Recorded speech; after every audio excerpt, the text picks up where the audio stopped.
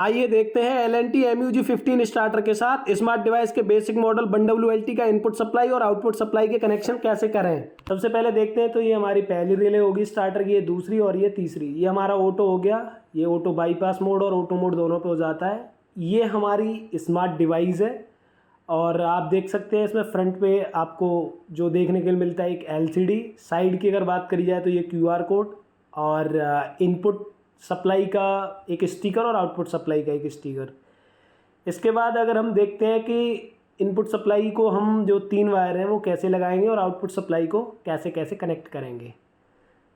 सबसे पहले देखेंगे यहाँ पे आपको दे रखा है आउटपुट सप्लाई के 2 रेड वायर और 2 ब्लू वायर, और इनपुट सप्लाई का एक लाल वायर और एक पीला वायर और एक नीला वायर।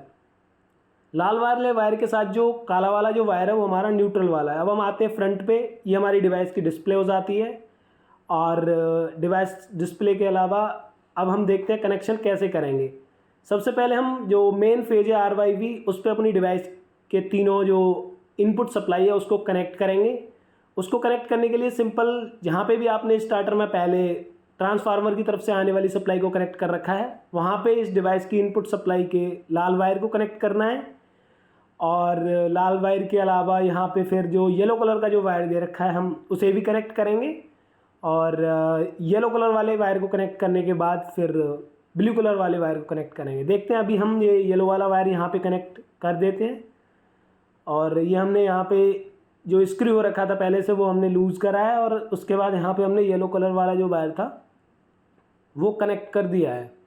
इसे कनेक्ट करने के बाद हमारा जो तीसरा वाला जो वायर बचा ब्लू कलर वाला उसे भी हम यहाँ पे कनेक्ट करेंगे।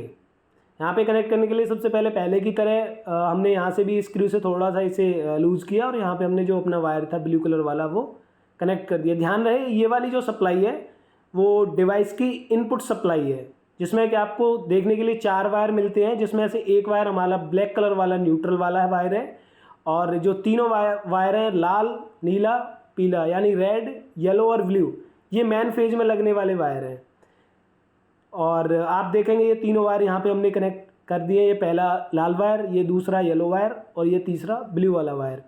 ये करने के बाद जो हमारी आउटपुट सप्लाई है, आउटपुट सप्लाई का जो एक नीला वायर हमारा ये 18 नंबर वाले वायर पे कनेक्ट होना, एक नीला और लाल जो वायर है इसे हम सबसे पहले जॉइंट करेंगे, और जो ऑटो के जो 18 नंबर वाला जो मेन वायर है वहाँ से उस वायर को हम निकालेंगे। उस वायर को निकालने के लिए सिंपल सबसे पहले हम ये दोनों जो वायर है उनको आपस में जोड़ लेते हैं। ये पे डिवाइस की आउटपुट सप्लाई वाला एक लाल वायर और एक नीला वायर है, यहाँ पे हमने इसे 18 नंबर वाले वायर पे कनेक्ट कर दिया है, और जैसे ही हम इसे कनेक्ट करेंगे इसे अच्छे से स्क्रू कर देते हैं। और स्क्रू करने के बाद हम देखेंगे कि यहाँ से जो दूसरा वाला जो वायर जो हमने निकाला था मेन ऑटो वाला, उस जगह पे डिवाइस की आउटपुट सप्लाई का जो दूसरा नीला वाला वायर है उसको कनेक्ट करेंगे, क्योंकि हमारी डिवाइस की जो आउटपुट सप्लाई है उसमें टोटल 4 वायर होते हैं। तो 2 वायर हमारे लाल और नीला 18 नंबर वाले पॉइंट पे कनेक्ट हो गया, एक ऑटो के साथ हो गया, और जो चौथा वाला जो वायर बचा वो हमारे HT1 टर्मिनल पे हमें कनेक्ट करना है। कनेक्ट करने के लिए सबसे पहले जो ऑलरेडी स्क्रू हो रखा है इसे हम हल्का सा लूज़ करेंगे स्क्रू ड्राइवर की मदद से, और यहाँ पे हम ये डिवाइस का जो चौथा वाला जो रेड कलर का जो वायर है उसे हम यहाँ पे कनेक्ट कर देंगे। कनेक्ट करने के बाद इसे अच्छे से स्क्रू कर दें, जिससे कि स्पार्किंग वगैरह के चांसेस न बने, क्योंकि अगर स्पार्किंग वगैरह होती है तो ये अपने लिए भी दिक्कत हो सकती है और शॉर्ट सर्किट भी यहाँ पे हो सकता है। कनेक्शन आप देख सकते हैं यहाँ पे हमने कर दिए हैं। कनेक्शन करने के लिए सबसे पहले आप देखेंगे ये रेड कलर का जो एक आउटपुट सप्लाई वाला वायर था HT1 टर्मिनल पे कनेक्ट करा। दूसरा जो नीला कलर का जो वायर था यहाँ पे जो 18 नंबर वाले ऑटो से जो वायर निकाला था उसमें हमने कनेक्ट कर दिया है, और 18 नंबर वाला जो ऑटो का मेन वायर जो लगा हुआ था उस जगह पे एक लाल और एक नीले वायर को हमने कनेक्ट कर दिया है। इसे कनेक्ट करने के बाद हम देख लेते हैं कि ये सप्लाई हमारी प्रॉपर तरीके से लग चुकी है। इसके बाद एक बात और मैं आपको बता दूं कि आप जिस टाइम पे जो डिवाइस की जो इनपुट सप्लाई है RYV, अगर वो आप RYV के हिसाब से ही लगाते हैं तो हो सकता है कि डिवाइस की डिस्प्ले अगर आप मेन सप्लाई चालू करें तो ऑन ना हो। उस केस में आपको करना ये है कि RYV वाला जो डिवाइस की जो इनपुट सप्लाई वाले जो तीनों वायर हैं उन्हें आप चेंज कर सकते हैं। उसमें से लाल की जगह पे नीला वाला वायर और नीले की जगह पे लाल वाले वायर को, किसी दो वायर को आप चेंज कर सकते हैं। तो जैसे ही आप दो वायरों को चेंज करेंगे तो फिर आप देखेंगे कि डिवाइस की जो डिस्प्ले है वो ऑन हो जाएगी, क्योंकि यहाँ पे हमने जो लगाए हुए हैं वो सीक्वेंस के हिसाब से लगाए हुए हैं। आप देख सकते हैं ये लाल वायर हो गया और ये पीला और ये नीला। अब यहाँ पे अगर आप देखा जाए तो ये डिवाइस की डिस्प्ले ऑन हो चुकी है और ये हमारी जो रिले थी वो ट्रिगर हो गई है। और ट्रिगर होने के अलावा आप देखेंगे जैसे हम इसे यहाँ पे पंप ऑफ आ रहा है वैसे हालांकि लिखा हुआ, लेकिन रिले जो थी वो ट्रिगर ऑलरेडी हो चुकी है।